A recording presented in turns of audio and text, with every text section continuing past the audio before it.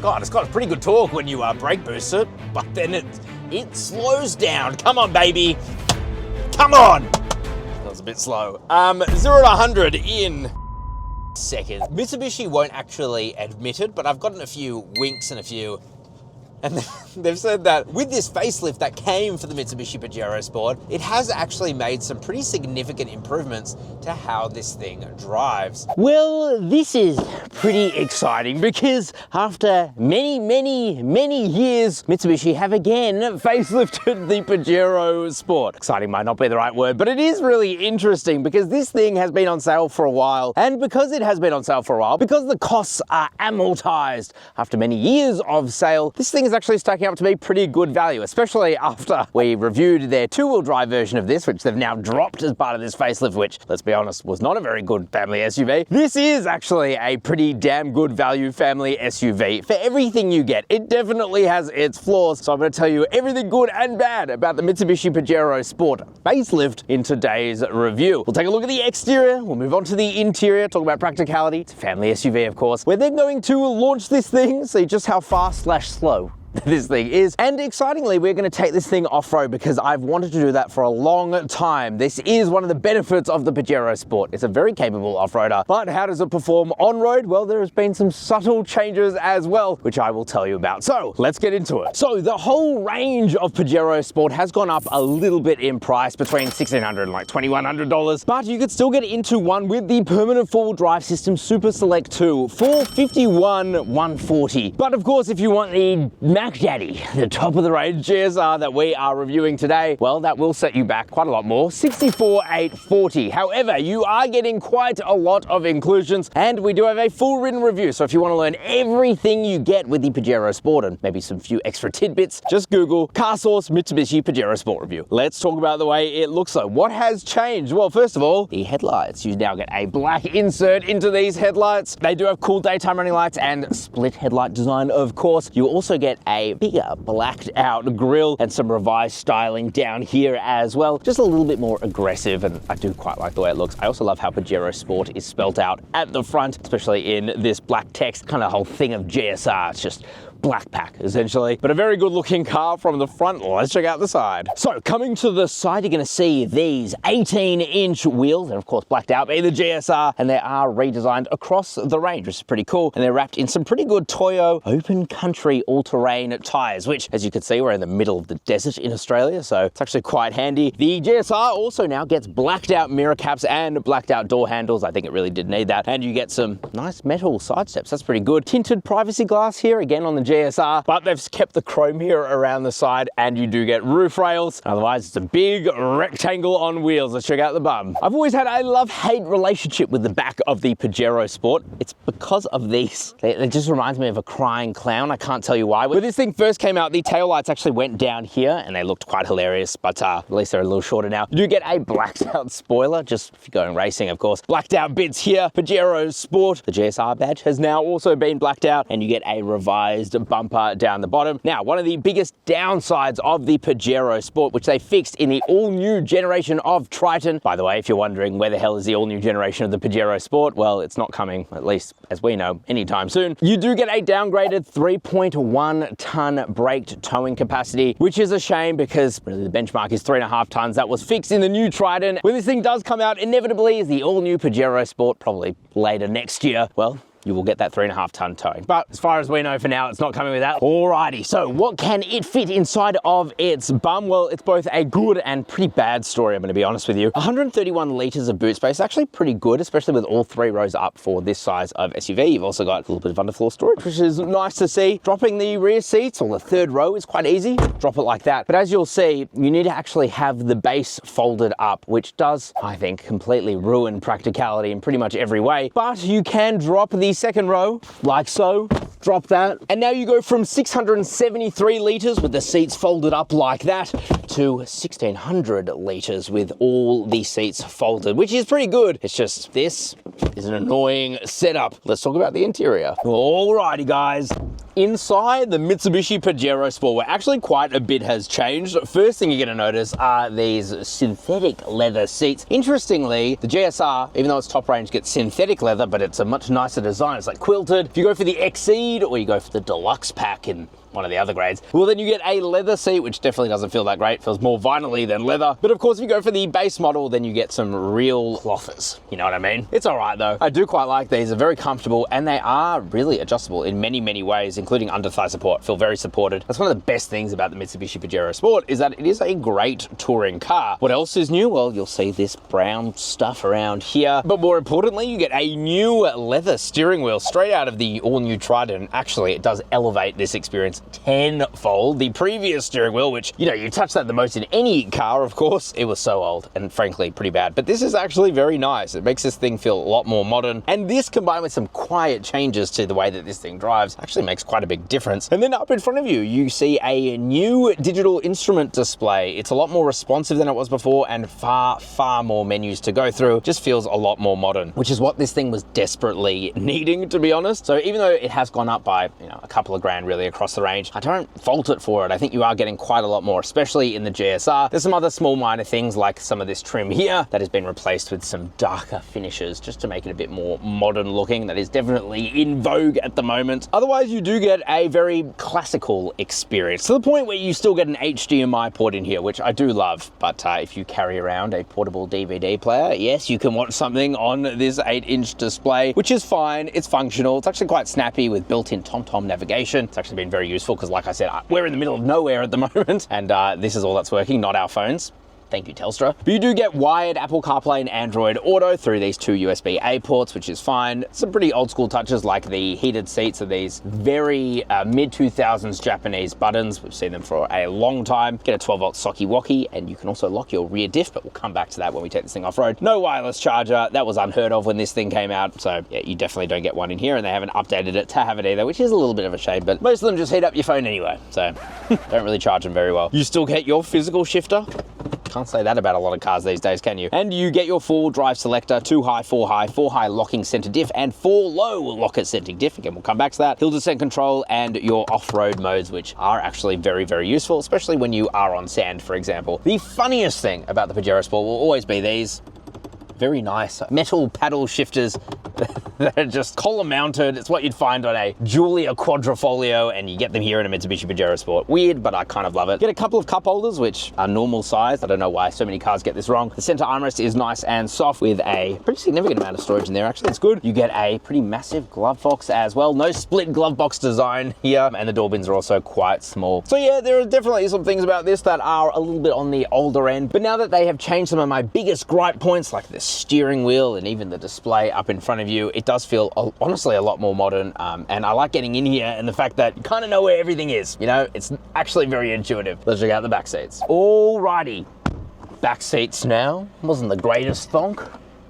Maybe a bit tinny. But anyway, sitting back here at 5'11", I do have heaps of legroom. Toe room is okay. The floor of the Mitsubishi Pajero Sport is actually quite high up. That's something you do notice, but it's okay. And headroom as well is actually pretty good. Get a couple of USB-A ports here. You get a household socket, which is always really good to see. This means it's got an AC to DC converter, 220 volt too. And you have split map pockets here for these new seats. Quality, just kind of like up front, not the best, but this is all nice and soft. Door bins again are very, very small. You do get this fold out center armrest with a couple of cup holders, very over-engineered, quite like them. And you have your air vents up here. You can change the fan speed and you get some nice cold air from this aircon system. It's actually very, very good, even on a weirdly hot day like today. And then of course there is a third row. So let's do that. Okay, so getting into the third row is actually pretty easy. It just folds forward like that. Like I said though, the floor is really raised. So if you're an adult like me, you might struggle, but back here, you do slide back.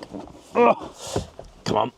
1, 2. So what you notice, even if you recline this second row, the person in the back wants a bit more space, you actually get a decent amount of room. Now, my leg angle is terrible because the stadium style seating, i.e. I'm sitting higher than the person in front of me, yeah, it gets quite high back here, but I still have enough headroom. Legroom is just okay, and tow room, it's pretty non-existent, but it never is in this class of car, let me tell you. You do get air vents in the back as well, so third row passengers are going to be pretty happy, and you get a couple of cup holders, and actually it is a 7-seater across the range except for the entry level, so that is very good to see as well. Very good value, I have to say, about the Pajero Sport. It is very, very good value, and weirdly an okay amount of space here in the back. But of course, what's also fantastic value is our car buying service, CarSauce Buy. Just Google it. We have a dedicated team of car buyers who are out there to get you the absolute best price on your next new car. We have thousands of dealers who we literally make fight each other to get you the best price possible. Best of all, it is a completely free service for you because we charge those pesky dealers a fixed fee. And that is because we are consumer advocates, definitely not dealer advocates. So that sounds good to you. Join our many, many happy customers. Just Google CarSauce Buy and my team will take care of you. All right, let's launch it. Okay, it's time to launch the Mitsubishi Pajero Sport. Let's see how fast it is, or slow. Here we go. God, it's got a pretty good torque when you brake boost it, but then it slows down. Come on, baby. Come on. All right, we just hit 100. That was a bit slow. 0 to 100 in 11.79 seconds. Yeah, she ain't the quickest. She ain't the quickest, but she'll get you there reliably. That's for sure. All right, before we drive this thing more on road, let's talk about how it drives off-road. Okay, so off-roading in the Mitsubishi Pajero Sport. I gotta be honest, this is my first time off-roading in a Pajero Sport. I've done pretty much all of its competitors at this point, and now it's time to talk Pajero Sport. So, what's it like? Well, on paper, it is actually very good. We have Mitsubishi's Super Select 2 four-wheel drive system, which is actually a Torsen-based four-wheel drive system that has a trick center locking and unlocking differential, which enables this thing to be driven in what is essentially 4-high on paved surfaces. It is actually very impressive. When you're in that mode, it actually sends 60% of power to the rear, 40% to the front, not quite 50-50. Of course, we also have 4-high locking center diff, which, as the name suggests, locks our center diff. And we have 4-low with a locked center diff. On top of the center locking diff, you've also got a rear locking differential, which, to be honest, I've only used a couple of times today because, frankly, the traction control system in this is good enough that you really don't need it unless you're doing some pretty gnarly stuff. So actually, this is one of the most affordable family 7-seat off-road SUVs with permanent four-wheel drive, and that is a big selling point and a huge reason why I just couldn't see the value in buying the rear-wheel drive Mitsubishi Pajero Sport. So now we're going through some ruts here. We've done a lot of off-roading today, and this thing can get to some pretty gnarly angles, but the thing I really noticed most about this is just the wheel articulation. It is immense. Seriously, one of the most I have seen in the class. I couldn't quite believe it. I didn't really want to believe it based on how old this thing is, but hats off to the Pajero Sport. It does very well. It's got 218 millimeters of ground clearance, which is also pretty good, and some honestly decent approach, ramp over, and departure angles. The approach angle is 30 degrees, departure angle is 24 degrees, and the ramp breakover angle is 23 degrees. And with a 700 millimeter wading depth, and the fact that you can get into one of these for the low 50,000s, honestly, it has very impressive off-road capabilities straight from the factory. Now, we're on a bit of a descent here. Let's try out the hill descent control, because I actually really like this. It's very well tuned to the point where, yes, it will hold you at a very slow rate, and if you want to speed it up, you just dab the accelerator and you'll start going faster. If you want to slow down, just hit the brakes a bit more and you go a lot slower. So right now we are crawling down here at 2 kilometers an hour, and it can individually modulate each brake.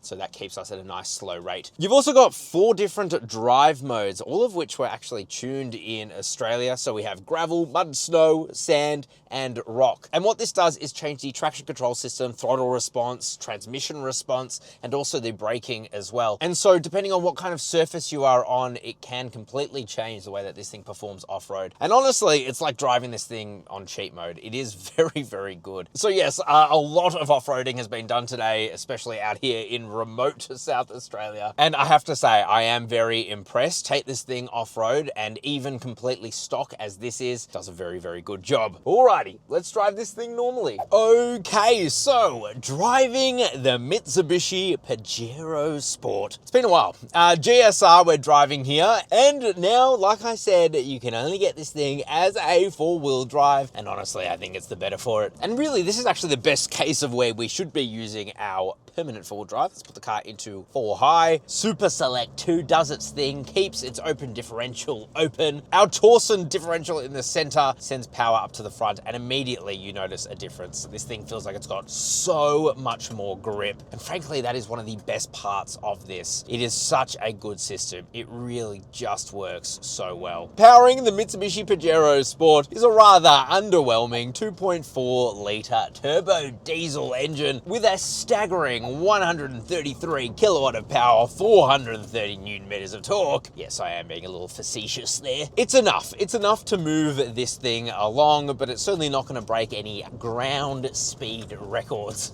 especially in this segment. In fact, in its segment, it is certainly one of, well, the slowest in its class. But it's also got a large displacement, 2.4 litres. So this thing is really known for its reliability. And that is one of the biggest reasons that they even offer a 10-year warranty. Sure, it's got lots of stipulations, like you have to service it at a Mitsubishi service centre or dealer. But the reality is they are extremely confident that this thing will last the test of time more than other body-on-frame SUVs in this segment. So they're very happy to offer what is Australia's best new car warranty, or at least it was until MG just came out with a 10-year warranty, but that's another story. So I think out here on these back roads is a really great place to show that, yeah, these things are pretty renowned for being able to drive off the beaten path. And like I said, with that Super Select 2 system, I can't rave enough about it. It is just that good. It just has loads of grip and traction, even on these paths here that, yeah, you could hardly call them a road. We're in very rural Australia at the moment, up north in South Australia, and even at 100 k's per hour on this gravel road, yeah, it's got plenty of grip. It's also very comfortable, and that's the thing I do like about the Mitsubishi Pajero Sport. Mitsubishi won't actually admit it, but I've gotten a few winks and a few,